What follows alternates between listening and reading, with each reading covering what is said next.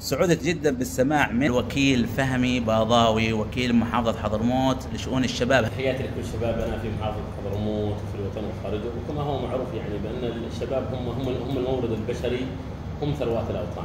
الحياة لمن أراد والتفوق للمتميزين، ركزوا في هذه الجملة. هذا هو شعارنا، فلذلك بتلاحظ ان احنا في عام 2018 اطلقنا صندوق اسمه صندوق دعم الشباب.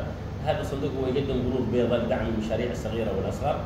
فالحمد لله اليوم استفاد من هذا الصندوق اكثر من 291 مشروع موجوده منتشره على كل مديريات محافظه حضرموت، بالاضافه الى اهتماماتنا بالشباب ومشاركاتهم في الخارج، بالاضافه الى دعم الشباب والرياضه والاهتمام بالبنيه التحتيه والقطاع الرياضي. شكرا سعادة الوكيل، تشرفت بزيارتك، وان شاء الله دائما تبهرنا بالاشياء الجديده. دائما سنزورك بين فتره واخرى سعادة الوكيل، وننشر ما نسمعه للعالم عشان يشوفون كيف الشباب هم قادة العالم وقادة المستقبل. بالعكس نحن سعيدين بهذه الزيارة أستاذ فادي، وأنت تعتبر من الشباب الناجحين عندنا بالمحافظة ومن الشباب الملهم، وتعتبر قصة نجاح واقعية، ولك صولات وجولات واهتماماتك في الاهتمام بقطاع الشباب والانتقال نحو تثقيف الشباب والقضاء على الروح الأمية داخل المجتمعات والأوطان من خلال العلم والمعرفة والمراكز، من خلال مؤسسة قلم.